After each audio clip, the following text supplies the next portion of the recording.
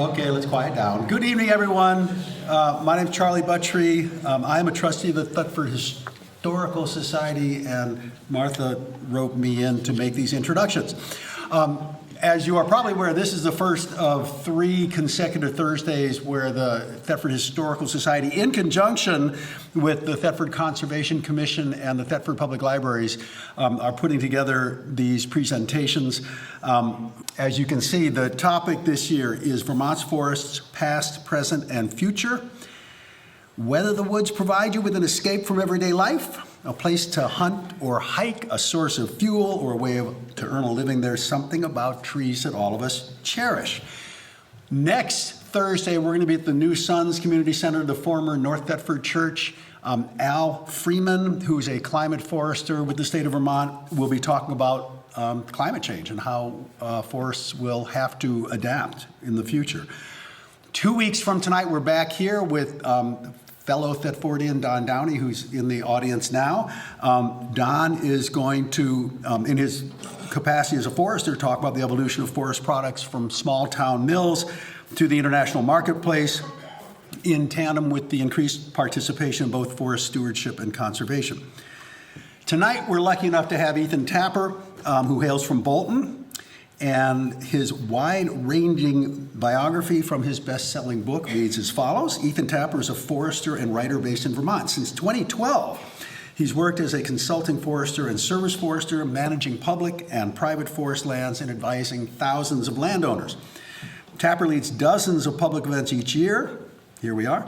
Maintains an active social media presence and writes a column in newspapers and a quarterly column in Northern Woodlands magazine. He's received numerous awards and distinctions, including being named Forester of the Year by the Northeast Midwest State Foresters Alliance in 2021. He manages Bear Island, which is his 175-acre forest and homestead in Bolton. And perhaps most importantly, he plays in a punk band. As you came in tonight, you probably saw some books out there. His book, How to Love a Forest, is a finalist for a 2024 Vermont Book Award, which will be selected next month. And copies are available for sale. Also, he has a children's book entitled Willow and the Storm, which is going to be released next week. However, some people have already purchased their copies. You can obtain those copies, too, on your way out. Delighted that you're here, delighted that we're getting going, and delighted to have Ethan here. Thank you.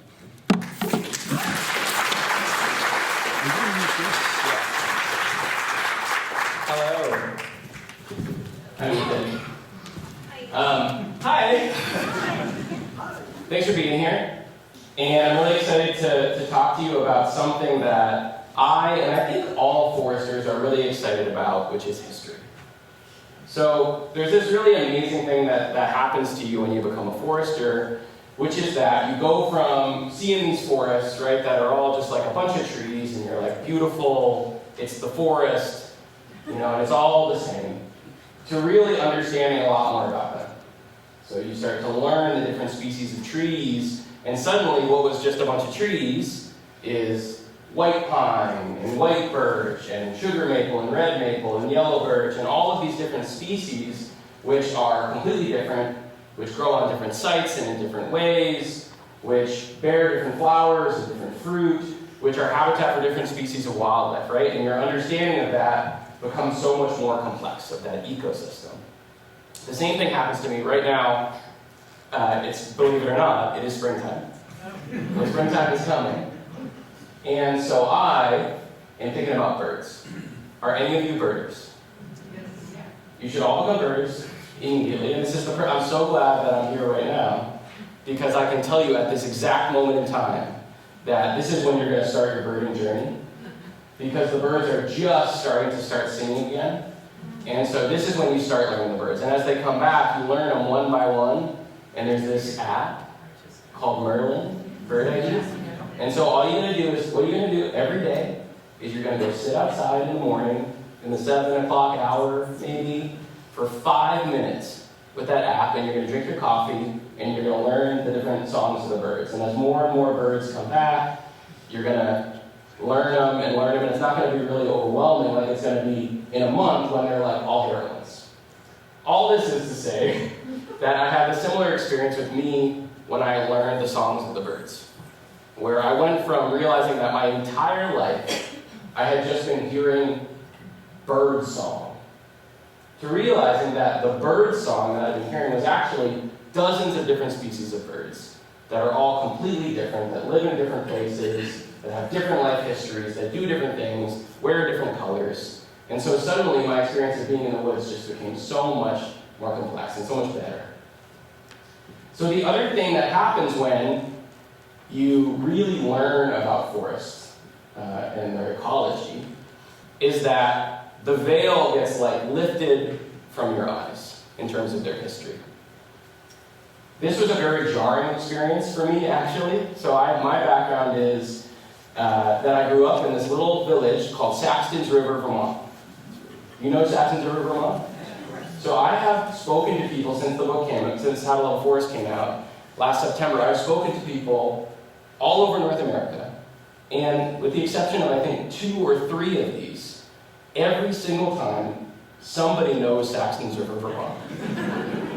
And one person, I was at Williams College in northwestern Massachusetts, and someone raised their hand when I asked them that and said, we conceived our child in Saxton's River. And the weird thing about that is that Saxton's River, Vermont is this village in the town of Rockingham. It's 300 people. And it was surrounded by forest, but I had no idea that I wanted to actually, to work in forest, to do anything like that. And what happened to me, a series of random events, I ended up going on this wilderness expedition that was 6 months long, and when I got back, all I wanted to do was just be in the woods, right? And I worked as a wilderness guide, and I did all this sort of stuff in the primitive skills world, the guiding worlds, and I just had this idea by the time that I decided to go back to school to study forestry, that I had figured forests out, that I understood them perfectly, and I understood the perfect relationship that anybody could have with a forest, which was basically just leave them alone and have this kind of leave no trace relationship with them.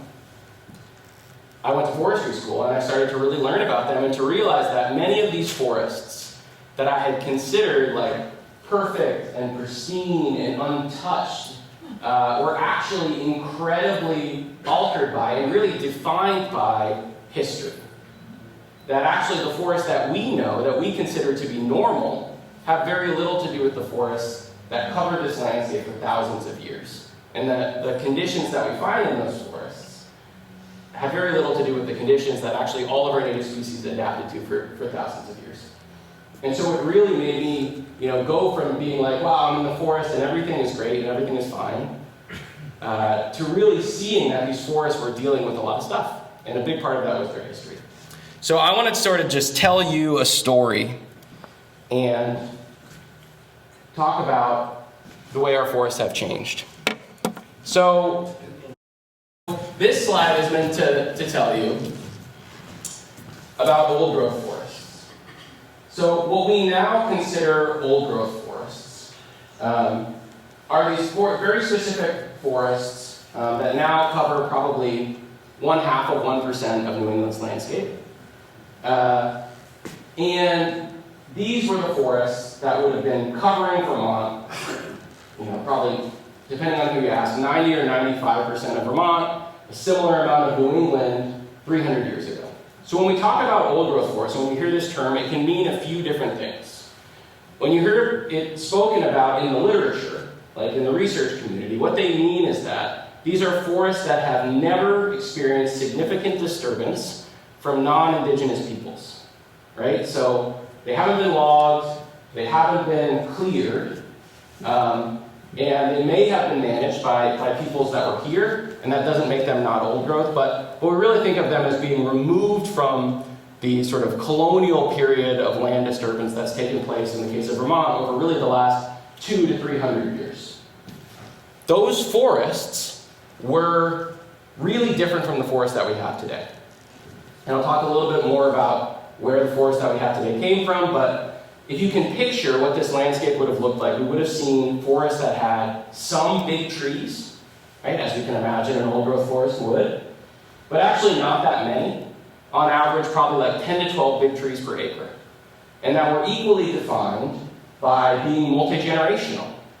by experiencing these disturbances and regenerating from them again and again and again until they were many different sizes and ages and species of trees, not just big old trees, but running the gamut from very young areas of forest and very young trees to very old ancient forests, ancient trees.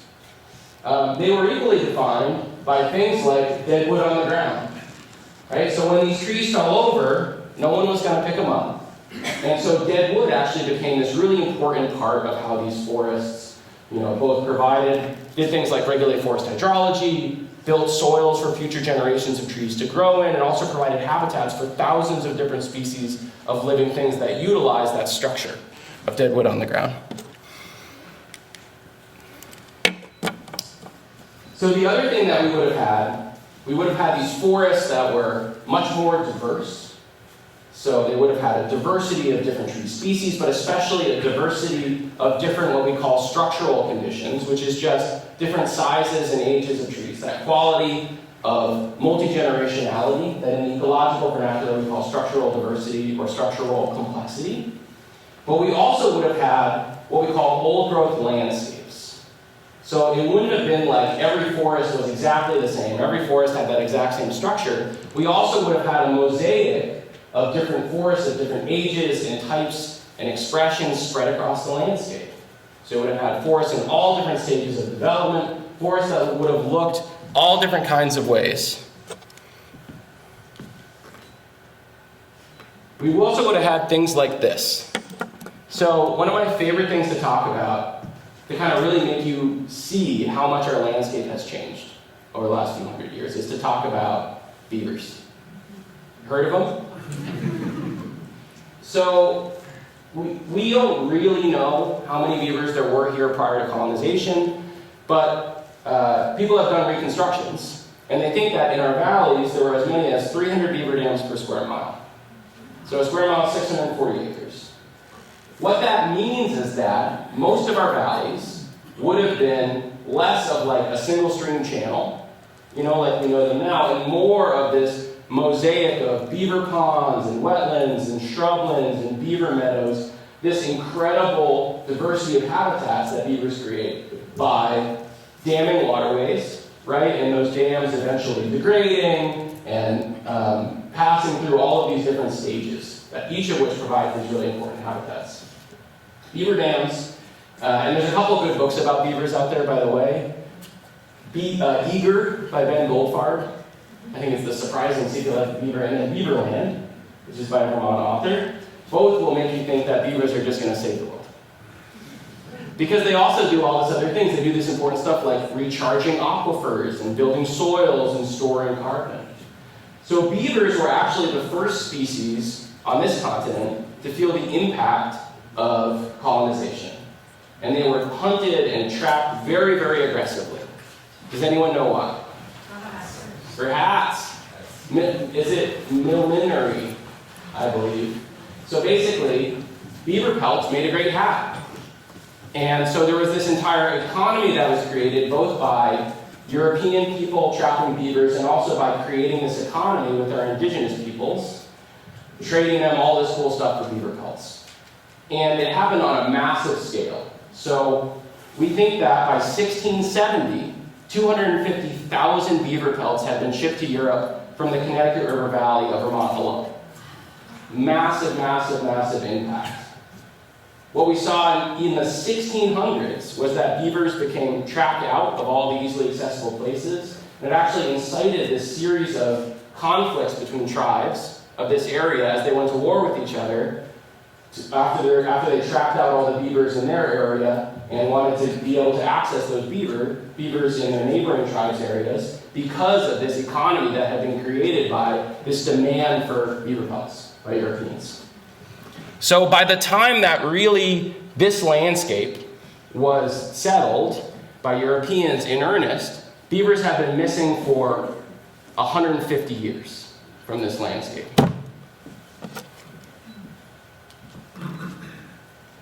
Anybody know what this is? No. So this is our Vermont's endemic species of elk, called the eastern elk, which is now extinct. So in addition to having lots and lots and lots of beavers, we actually had wildlife populations that were very different than they are today. We think that we had very few white-tailed deer, maybe small populations in the Connecticut River Valley and the Champlain Valley, but the main large ungulates, herbivores on our landscape, were caribou and moose and the eastern elk. And they were hunted by wolves and catamounts, right, the eastern cougar. The eastern elk were really gone from this area. It was a forest-dwelling elk by the 1700s. There is one state that has reintroduced elk in the east with western elk. Anyone know what it is? Pennsylvania.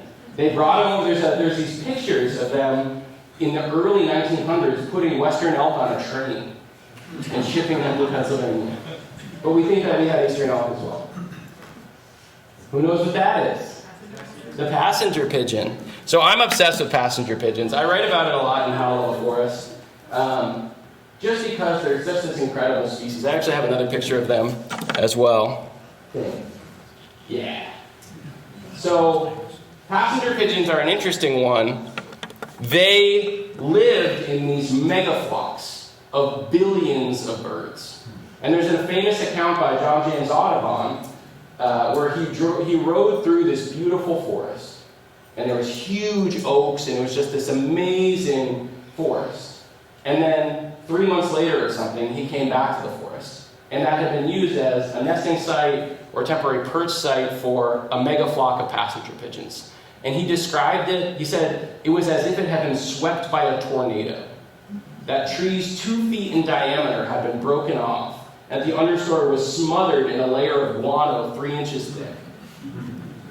So what we think, and there's actually accounts of this from Vermont, the now retired head of Vermont's, I believe, fur bearers, the wildlife biologist Kim Royer, has uncovered some of these accounts from the town where she lives in Wallingford, where they mention what it was like when a mega flock of passenger pigeons landed there and just destroyed huge areas of forest.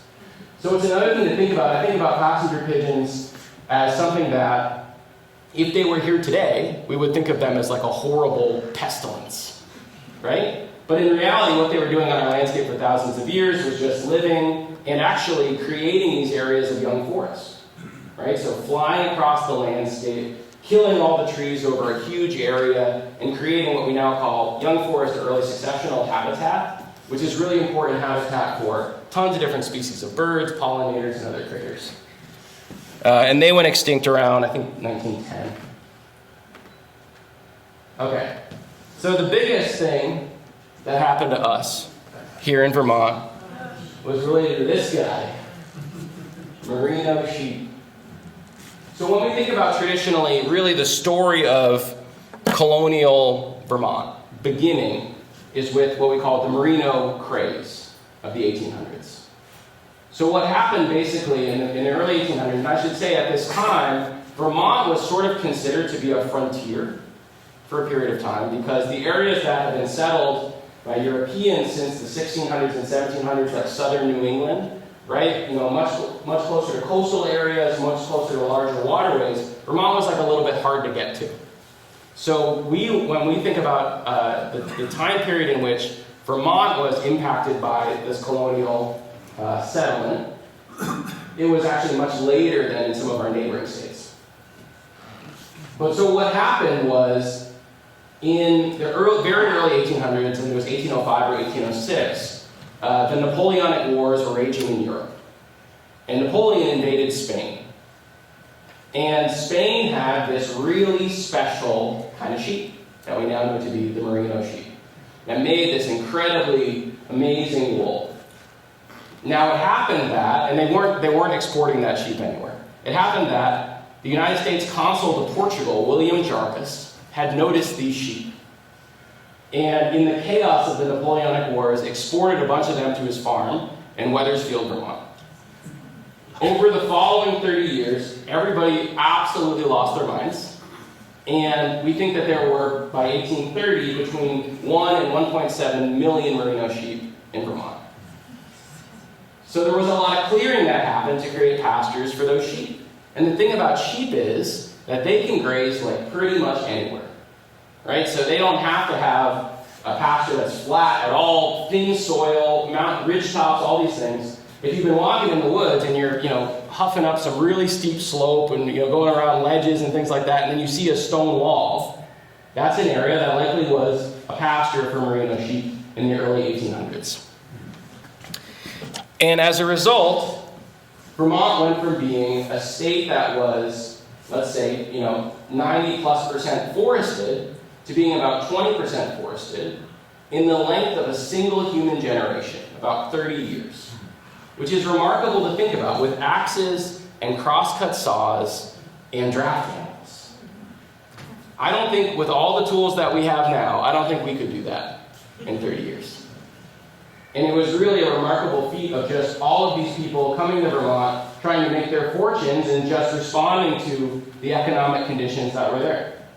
And as a result, we saw some massive changes in the wildlife species that were here. So this is the last eastern cougar shot in Vermont. Eastern cougar declared extinct eastern cougar declared extinct in 2018. But this is the last one that was shot in Vermont in Barnard in 1881. And predators were sort of a different case because they were actually bountied to extinction. But a lot of the other animals, they just lost their habitat. Right? So what we saw during these early 1800s is that we lost, I've got to have my notes over here to tell you exactly what we lost. Oh yeah. All the beaver, and the turkeys, and the fisher, and the moose, and the caribou, and the elk, and the catamount, and the wolves, bear, otter, Canada geese, martin, passenger pigeons, and others. All of those species were extirpated from Vermont, or had populations so low that they were undetectable. Right? And a big portion of this is, if you can imagine, Vermont has been forested, right? Has been forests and wetlands for thousands of years. Those are the conditions that all of the critters that live here are evolved to, right? So when it becomes a land of pastures and open land, very few forests, they can't live here anymore. And that was, combined also with things like intensive, predator bounties and intensive exploitation of those ungulates for things like meat.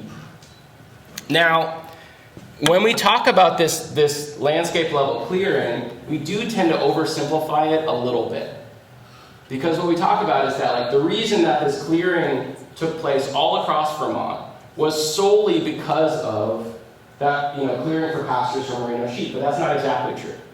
At the same time, what we saw is pretty intensive exploitation of forests for all kinds of different things.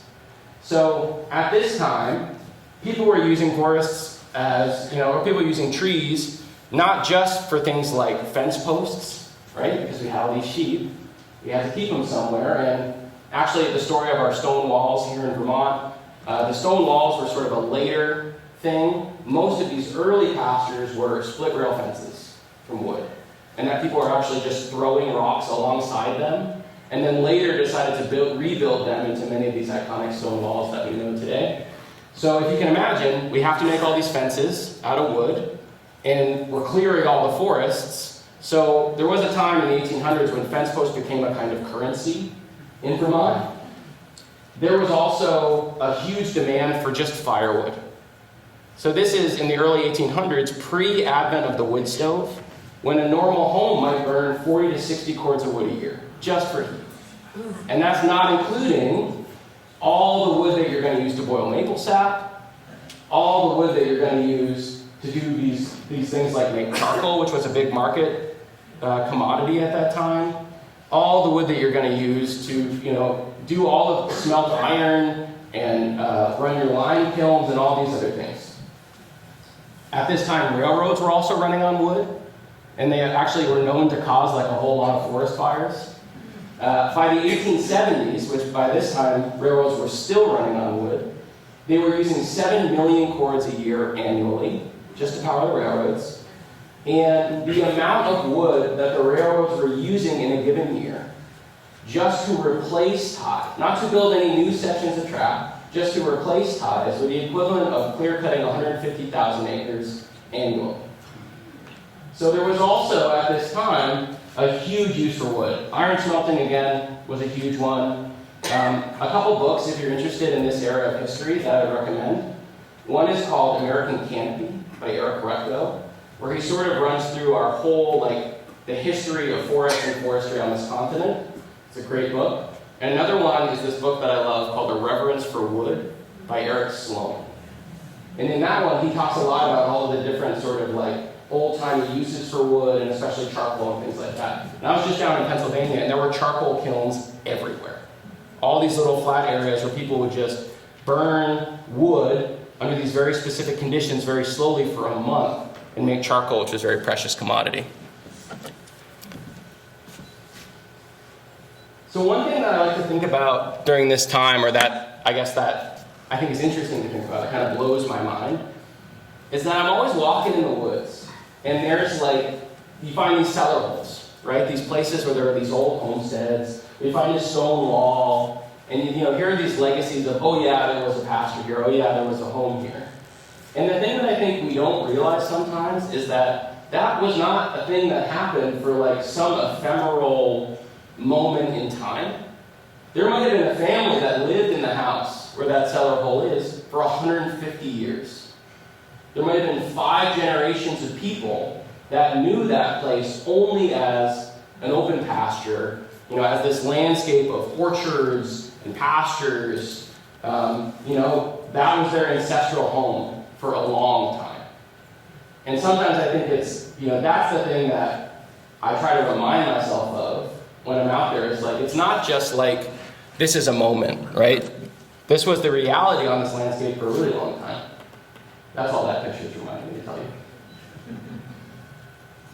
What we saw afterwards, or what we saw in the later 1800s, was some of those areas of pastures start to revert to forest.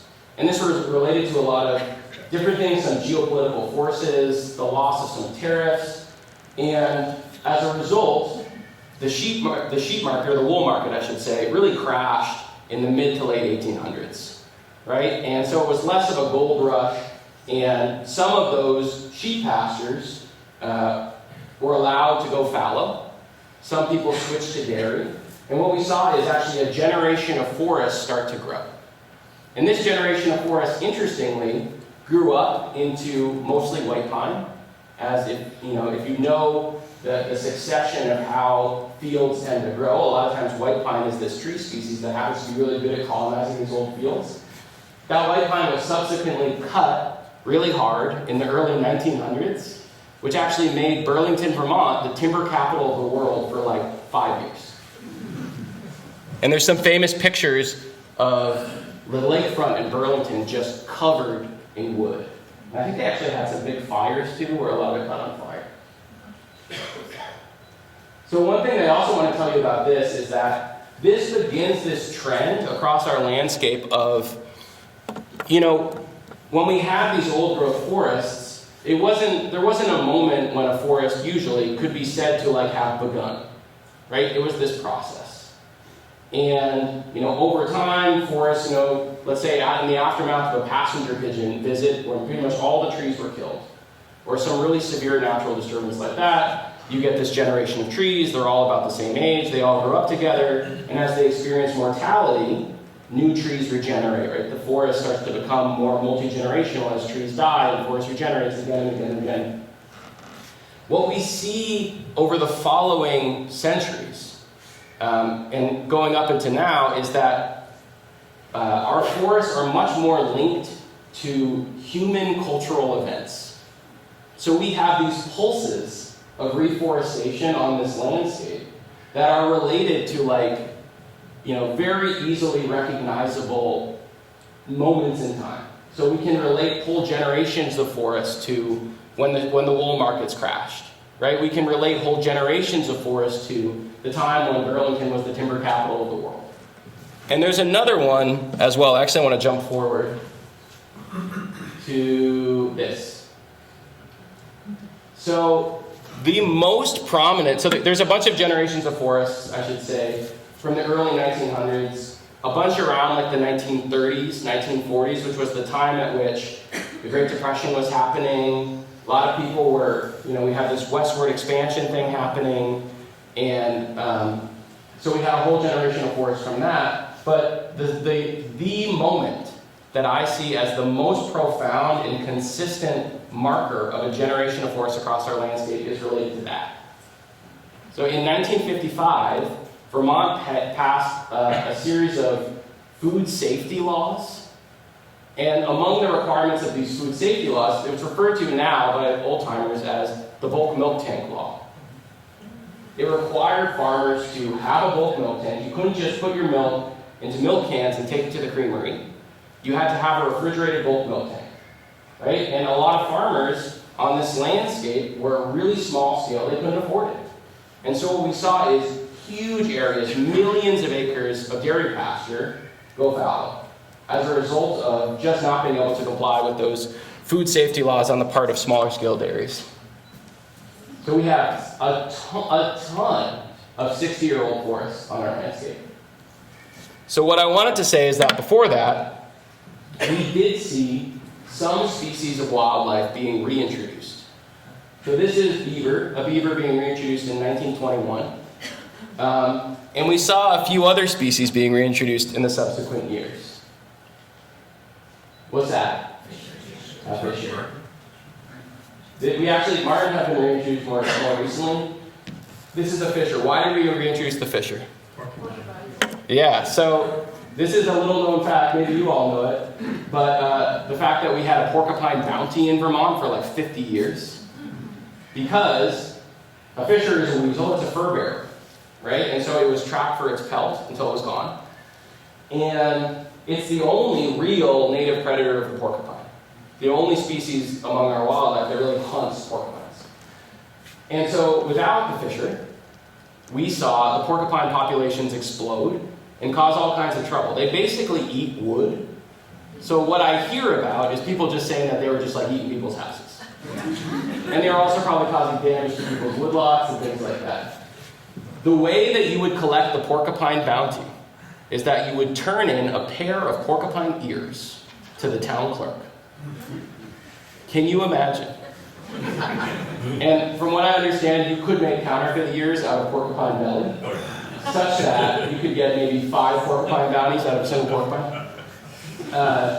There's actually a group of, I don't know if they're still with us, but a group of dairy farming women, the Lapines from Leadville. Have you heard of the Lapine sisters? They walked the Long Trail in the very, very early days of the Long Trail. And it's actually interesting talking to them as well, because they described the Long Trail that they walked was a trail through pastures and open land, not really through that much forest. But what they would do to get supplies is that they would go to one of the shelters. It would be full of porcupines. They would club them all, cut their ears off, and then they would trade them in at the town clerk and buy their supplies at the next day. So the fisher was reintroduced in the 1960s.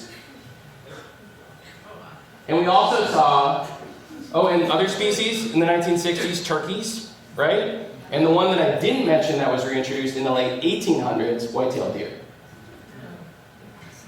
There used to be, apparently, across this country, many different genetically distinct populations of white-tailed deer that were all really different. But then what happened is white-tailed deer was extirpated from so much of its native range and then reintroduced from so many other parts of its native range that all of the genetic populations got mixed together. So Vermont's, I don't know where Vermont's came from, I was just in Pennsylvania, and they said that deer were reintroduced to Pennsylvania, and that included some Minnesota deer, some Virginia deer, some Georgia deer, and they all kind of got mixed together. These are all species that were never in Vermont until very recently. We saw coyotes and possum, and the Virginia possum. I love possums, look at that thing. First seen in the 1940s. Cardinals, first seen in the 1970s. Coyotes are an interesting one. They were probably endemic to only west of the Mississippi. And what they did was basically track east, filling the range vacated by the loss of wolves in the eastern United States.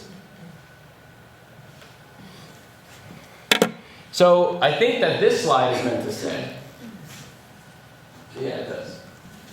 It's meant to say that So it's important that in this moment, right, as we stand right here in the present, that we recognize that the forests that we have across our landscape are not the same, right, as the forests that were here a few hundred years ago. That the fact, actually, that we have any forest at all is remarkable, right? It's a remarkable story of resilience and regeneration. It's incredible. But also, you know, we might walk out in these forests and say, geez, this is what a normal-looking forest looks like. But this is really an example of what we call shifting baseline syndrome, which is where we assume that the conditions that we're used to are normal, when in fact the forest that we are used to is normal only for this very specific moment in time. And that the forest in every way that were here just a few hundred years ago would have looked really different. So what we saw, so this is a confusing graph. What this is marking is the amount of forest cover in each of these states over these years. So starting in 1600, when almost all of the New England states were all are nearly forested, to these historic forest lows around 1850. Vermont, by the way, is the lightest green line. And then into present day. So what we saw is this remarkable recovery of forests, where we went from this low of perhaps 20% forested around 1850 to 80% forested a little after the year 2000. But now what we're seeing is that number go down again, because we're losing forest land on the order of more than 10,000 acres a year in Vermont. And this is a very important thing. I think that in general, I'm going to talk about some other things that are happening to forests right now, but it is important for us to recognize that deforestation, which is the permanent conversion of forest land to non-forest, is by far more harmful than any of these other things that we can talk about. Because none of this other stuff matters if we can't keep a forest as a forest. I'm going to just check my time. I'm not looking at my text. All right. Not doing very well. So, to sort of illustrate this point, I do want to, as we think about how our forests have changed over this period of time, I do want to, ask this question of what is a forest. And the reason that I do this is because I like to build this sort of more expansive vision of what a forest is. Where when we think about what a forest is, most of us just think of like a bunch of trees, right? It's a bunch of trees in this place. And really I would invite you all to think about it with a definition that's much more expansive and also much more realistic when we talk about all of the things that are actually necessary to make these ecosystems functional and beautiful. Which is that when we talk about a forest, we're talking about not just the trees, but also the trees, the plants, the animals, the birds, the bears, the fungi, all of the living things that comprise that ecosystem, and also the non-living things that we think of, or abiotic things like soils and waters, as well as these natural processes that are really important to the function of forests. Things like the profound and beautiful process of tree mortality, which, by the way, is as normal and natural and as ancient and arguably as essential to the life of forests and the creatures that live there as living trees. So in this definition, when I talk about the forest, I'm not talking about a bunch of trees, I'm talking about all that stuff. And when we consider all that stuff is when we can really see the level to which our forests have changed. This is a definition that I like to use: an interacting assemblage of organisms, their physical environment, and the natural processes that affect them. So that's sort of just what I was talking about expanding this definition of what a forest is. And this is a really good one from the book Wetland, Woodland, Wildland, which is a book about the natural communities of Vermont. This also helps us recognize that, does anyone know what this bird is? Yellow warbler. They're coming. Things like biodiversity, which we traditionally, probably all of you have heard the term biodiversity, yes? We think about it as something that's nice to have. We talk about we're in a biodiversity crisis and we're like, bummer, But actually, when you allow yourself to think of these ecosystems in a way that's a little bit more with a sense for actually what makes them work, you start to understand that biodiversity is actually the currency of these ecosystems, that they can't function without it. the definition of biodiversity that I take is from one of my heroes, E.O. Wilson, famous biologist, myrmecologist, ant scientist. And he defines biodiversity as the variability between species within an ecosystem. So all the different species that are there in a given forest, say. The variability between ecosystems across our landscape. So there might be two different kinds of forests that support different species. And the variability between the genetics within each individual species. So even the genetic populations within an individual species is considered a component of that biodiversity and something that we need to protect.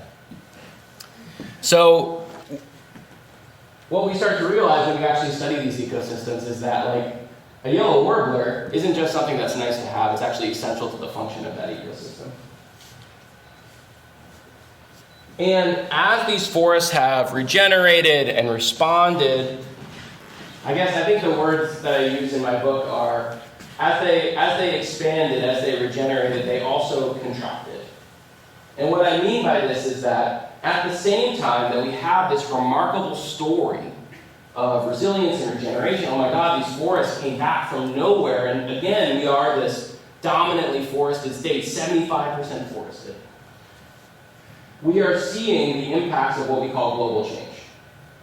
So a lot of times when we think about the impacts, or the big threats to forests, we think about climate change. Because climate change causes all of these other really harmful things like the 100-year floods that we get a couple times a year now, and bad winters and things like that. But actually, just thinking about climate change doesn't really capture the totality of like the threats and the stressors that forests face. And that we, as a species dependent on forests, by the way, also face. Global change is a term that is inclusive of climate change and also non-native invasive plants, animals, pests and pathogens, pollution, forest fragmentation, deforestation, deer overpopulation, and a lot of other stuff. All of these different things that collectively are impacting forests' ability to be healthy and to function. So when we think about solutions, we should be thinking about solutions not just to climate change, but to global change. Here are some of the big ones. Again, deforestation and forest fragmentation. I know that we all want to think that the really exciting thing to do is like protest this logger who's like running his chainsaw or whatever. What we should really be doing, if you want to do something radical that's actually going to protect forests and all the benefits that they provide, is to be on your town's planning commission, development review board, and to end deforestation, right? This doesn't mean that we don't get to build any houses anymore. What it does mean is that we need to be smarter about how we do it, and that we're protecting these functional landscapes by clustering development and developing more smartly. Smarter. Non-native invasive plants. So this is like a big patch of buckthorn and honeysuckle. Non-native invasive plants are a threat to the function of ecosystems and all the species that rely on them that cannot be overstated. They fundamentally prevent these ecosystems from doing absolutely everything that they need to do in order to sustain themselves and all the species that rely on them. We can talk more about that if you want to. And then that cutie up there, white-tailed deer. White-tailed deer is a complex one, but you have a deer overpopulation here in Thetford. And many of us do in many places in the state, not in every single place in the state. In the Northeast Kingdom, they probably do not. But in many parts of the state, what we're seeing is increasing pressure from deer overpopulation. What deer do is they browse all of our native species and prevent a forest from being able to regenerate again, right? Just like those non-native invasive plants. So that when these young simple forests that have grown out of these pastures want to start or want to or are about to become more like an old growth forest, as they start to experience these disturbances that would normally lead them to develop all these qualities like multi-generationality that are so critical to forest ecology, they can't do it. Because all those little guys get browsed by deer. And a lot of times, with these three things in particular, one thing that I tell you, and I've just been on a tour, speaking tour down to like the mid-Atlantic and back. If you want to know what would happen if we failed to control the development, the deer, the non-native invasive plants here in Vermont? You don't have to imagine what that would be like. Just drive south. And you can see what it's like when there's 200 deer per square mile, and where every single roadside is swarming with bittersweet vines, and where they have fundamentally lost all large areas of habitat on their landscape. It's a really, really serious thing, and it's hard because all of these things require us to make some compromises, but it's worth doing. And so in this moment, I think we have actually a real opportunity, I would say, because yes, we may be dealing with all of these threats and stressors that are maybe greater than in any other moment in time in the history of our ecosystems on this landscape, but we also have more tools and more power than people have ever had on this landscape before. And so we have an opportunity to, if we want to actually reverse a lot of these issues, right? To actually deal with some of these threats and stressors that are affecting our ecosystems. And I have this idea that actually, in this moment, right now, I'm feeling it a lot because this is fundamentally what How to Love a Forest is about. And with How to Love a Forest, I know that we all, with younger people, every new generation that comes into the world, we just like to give them a hard time about how they're different from us. It's like people give these, Generation Z, the Zoomers, right? Give them a really hard time about various different things. But on tour with How to Love a Forest, what I found is that generation of people is the generation of people that is fundamentally the most excited about actually going out and solving some of these problems. And I think what it is that this is a generation of people that has been their entire lives raised with this knowledge and this understanding of environmental devastation and destruction and climate change and biodiversity crisis and a mass extinction, and they're like, enough. Stop telling us that these things are happening and tell us what we're going to do about it. And so it's been really cool to talk to those people about How to Love a Forest and this idea that we can actually there's a place to go forward. So I like to think that we're in this different moment of environmentalism. We could talk about environmentalism on this continent with all these white guys in suits, who started in the late 1800s the idea of public lands, right? And that we would have these areas that were fundamentally protected just for the enjoyment of the thing that we call nature. And this evolved into sort of these other eras of environmentalism, the era of Silent Spring, right, and the Vietnam War, and tree sitting, and Greenpeace, and all these other things that were fundamentally at their core about stopping doing bad stuff, right, and saying no more. And I think that we have this moment right now, we have an opportunity to move into a new era of environmentalism, which is not just about stopping doing the bad stuff, but it's also about deciding to start doing the good stuff, right? And recognizing that we live in this complex world, right? In this complex moment in time, the ecosystems that sustain us, more needed and more under threat than ever before. More environmental devastation happening than ever before, probably, and also more tools at our disposal to stop it than ever before. And we have an opportunity, if we're willing to do some of these things, to manage forests in ways that sustain our biodiversity, to manage them in ways that make them more resilient and adaptive in a changing climate, and also to do things like provide ourselves and each other and our communities with the resources that we need to survive here, locally, that we can actually get to a better place.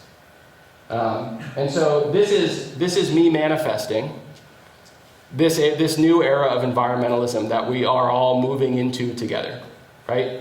It's not about just stopping doing the wrong stuff, but it's about starting to do the right stuff. And we can do it. A lot of things that I like to tell people is that, isn't it fun that we don't even have to wait until, for some person in a lab, some scientist in a white lab coat, with all these beakers and vials, right, to develop some space-age solution to all of the problems that we face. That actually, in many cases, we can solve a lot of these problems with existing tools, existing technology, and existing resources. We just have to decide to do it. That's it. That's the book.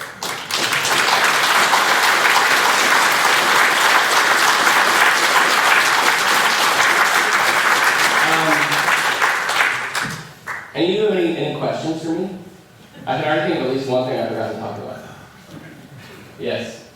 I'm wondering about when the process of reforestation happens. I'm talking about the mycorrhizae that have been lost because of deforestation, so that's going to permanently probably change whatever happens going forward. And also the absolute need for biodiverse forest stretches because of the interaction of the trees and plants.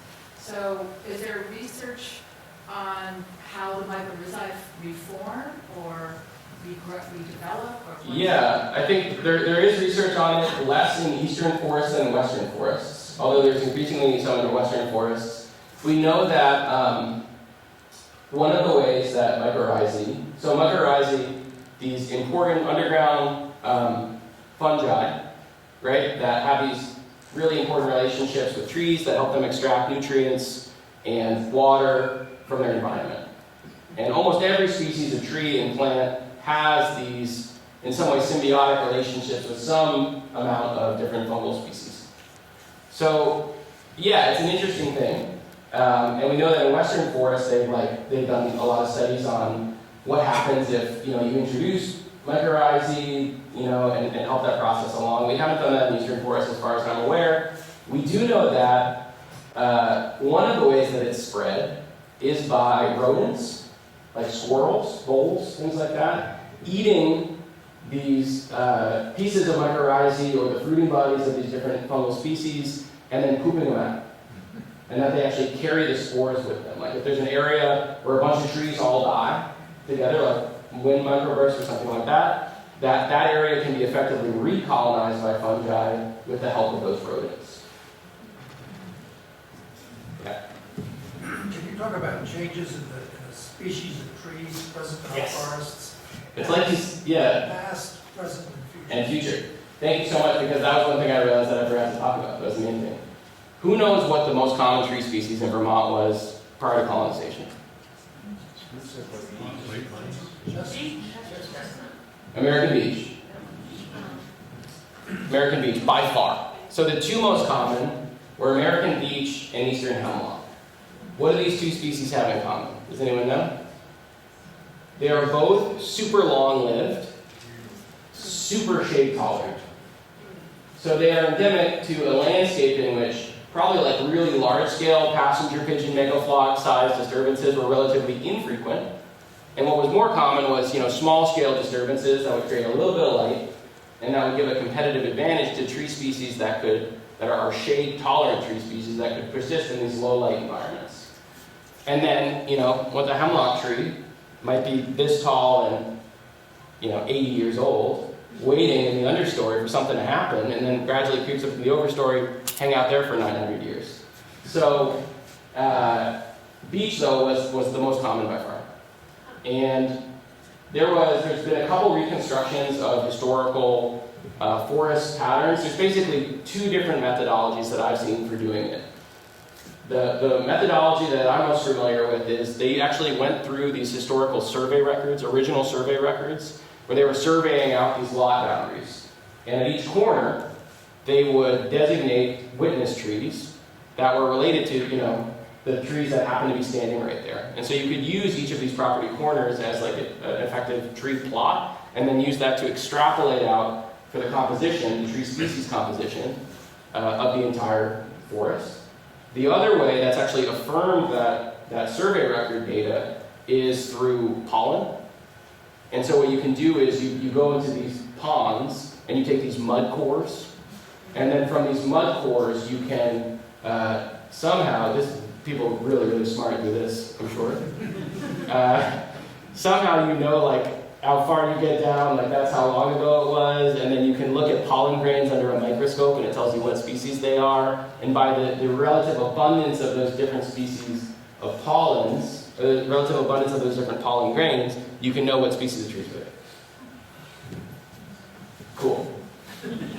Regardless, there was one study that looked at particularly Chittenden County, where I'm from. I'm from the eastern edge of Chittenden County. And what that showed is that across Chittenden County, beech accounted for 40% of all the trees. And in eastern Chittenden County, 60% of all the trees.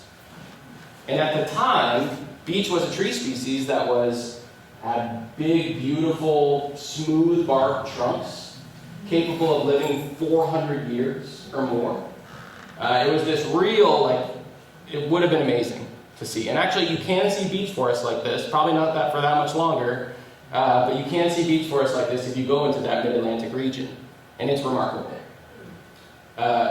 And then what we saw is that clearing happened, and then as those forests regrew, we saw the introduction of beech bark disease, which was introduced in Nova Scotia in the early 1900s, and then crept southeastern from there, and really fundamentally changed the behavior of our beech trees. So instead of being this big, healthy tree that could grow 400 years old, it gets that really cracked, pockmarked bark that you've probably seen on beech, which is not natural at all.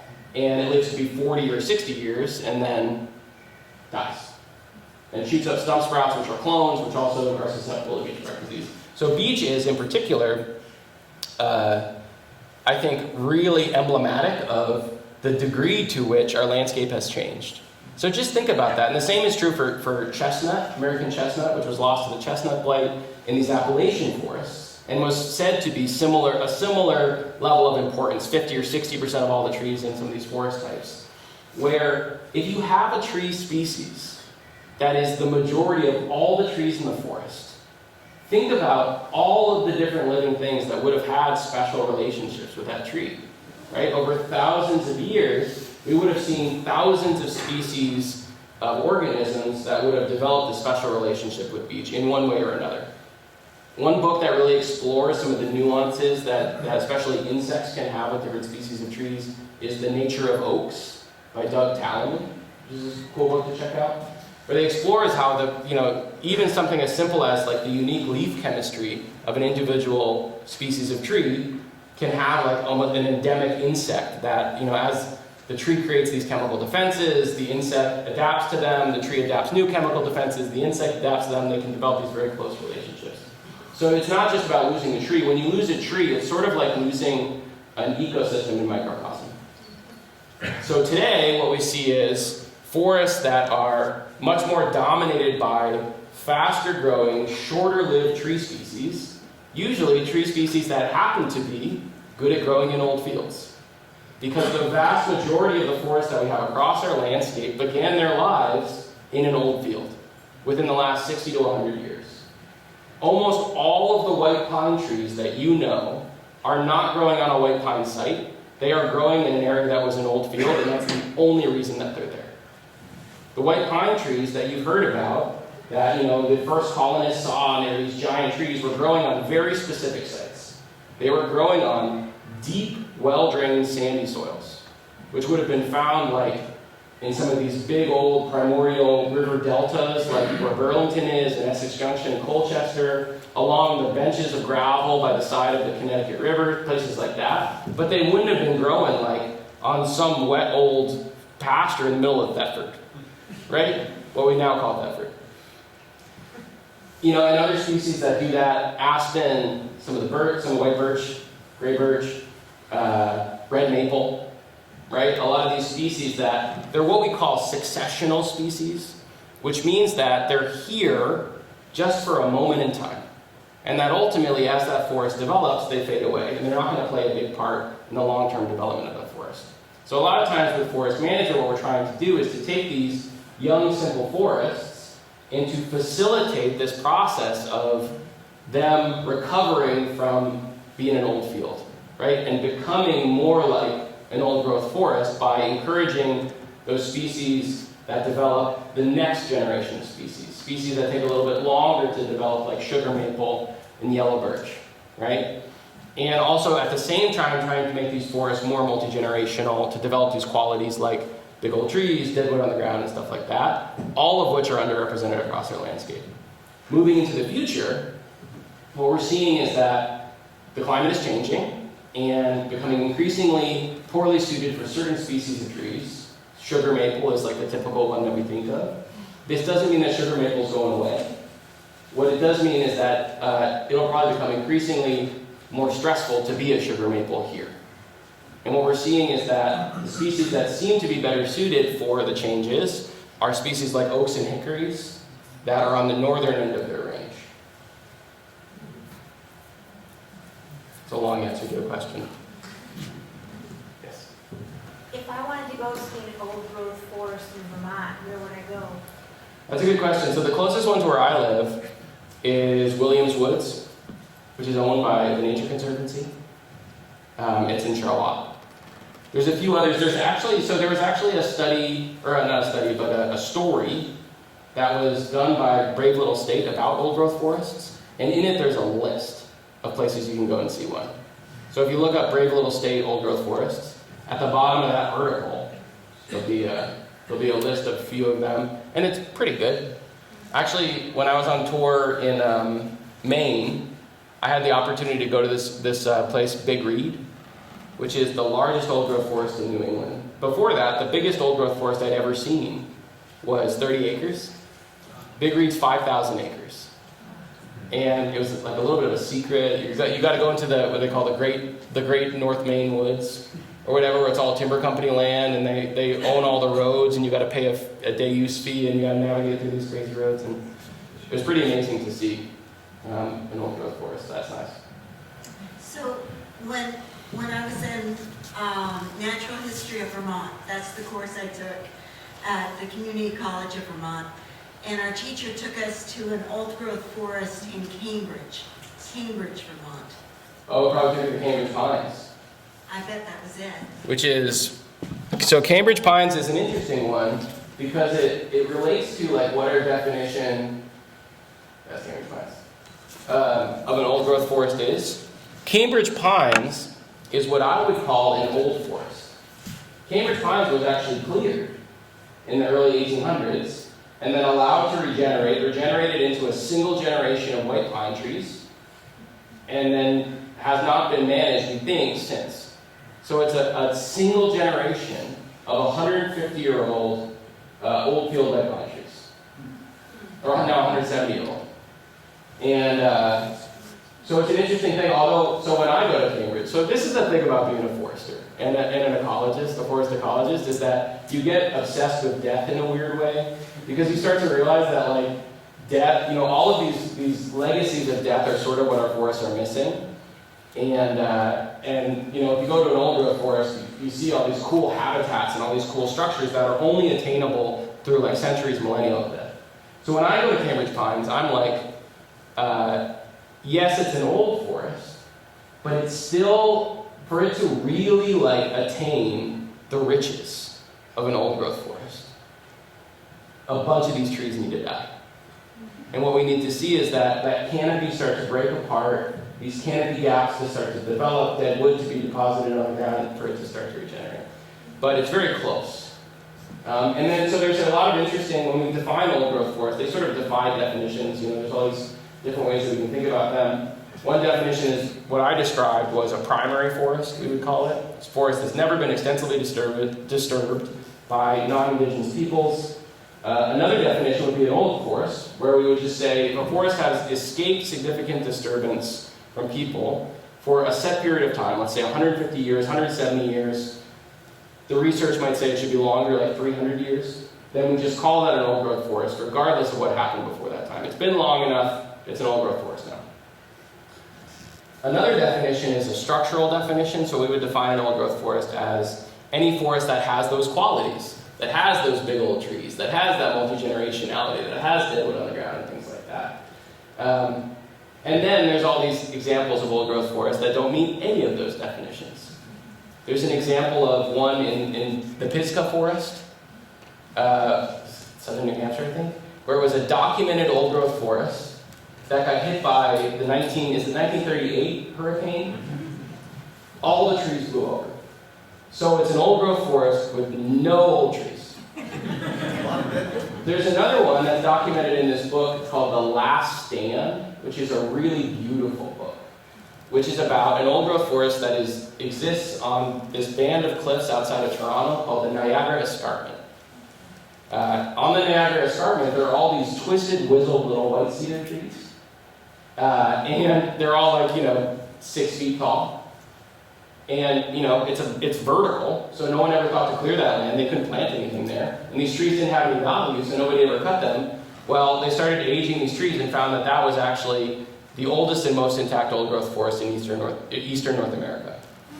And that a lot of these trees are like 6 feet tall. They don't look like anything like 1,000 years old. So that's another old-growth forest that, looks different. There's one supposedly at Gifford Woods State. Gifford Woods, yep. I've never been to that one.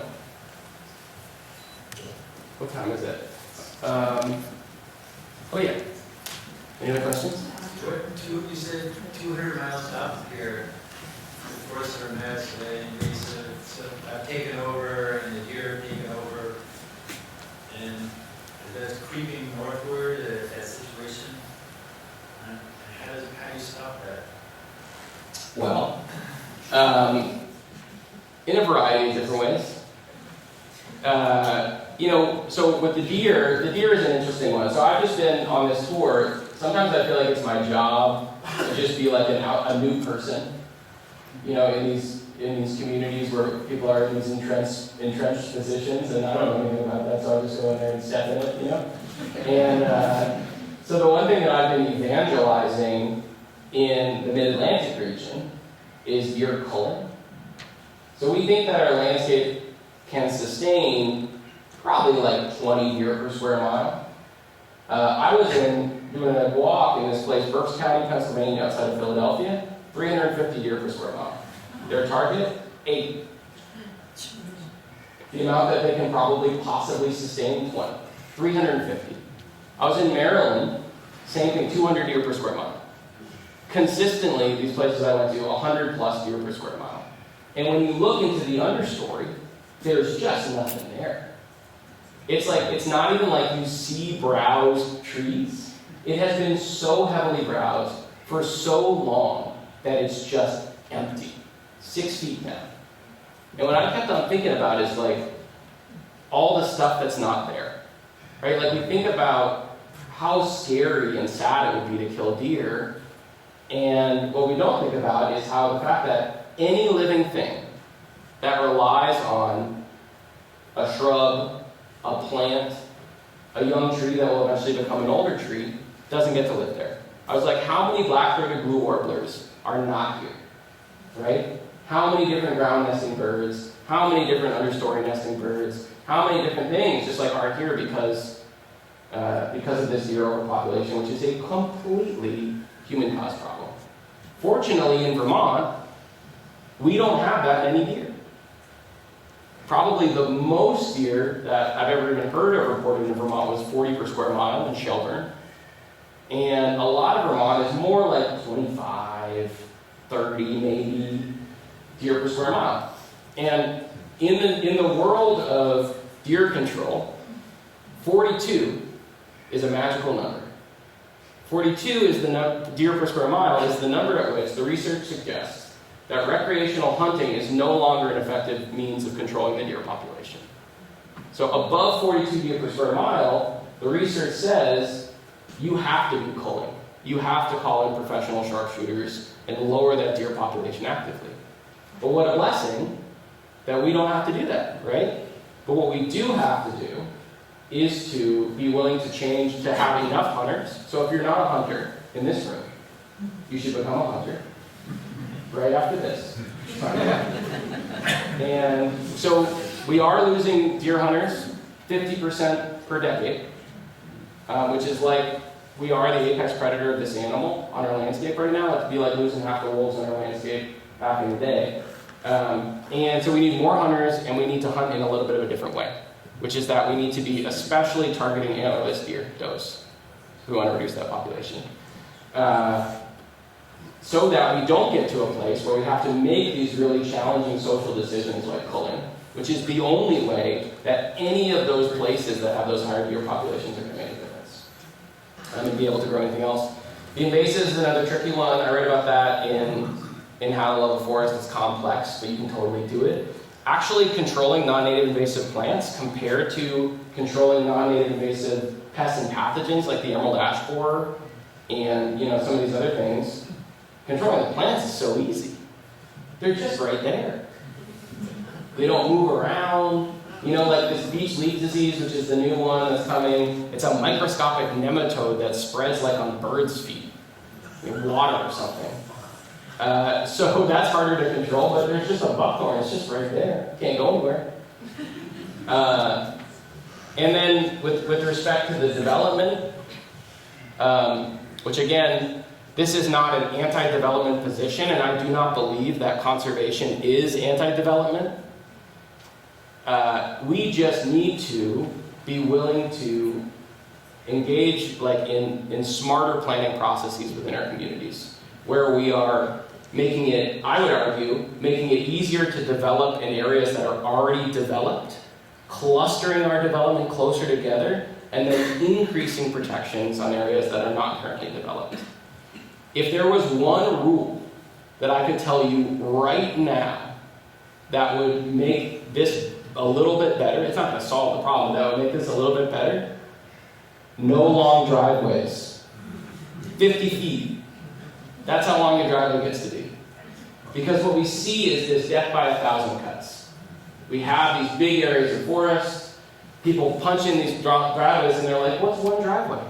It's just one driveway, one house, one private house.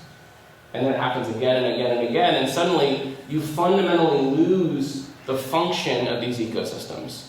And it becomes like Swiss cheese, driveways create opportunities for more development. There's this whole science of forest fragmentation, edge effects that penetrate deep into the forest and really impact plant communities and the way that wildlife can move across that landscape. And it just fundamentally, eventually destroys forests and their function. So, clustering development close to roads, clustering development close to each other, and we just, at some point, I know nobody wants to tell anybody that they're not allowed to do anything, but at some point, if we want our communities to look like they look now, and to feel like they feel now, and to not feel like they're like suburban North New Jersey, we gotta draw the line somewhere.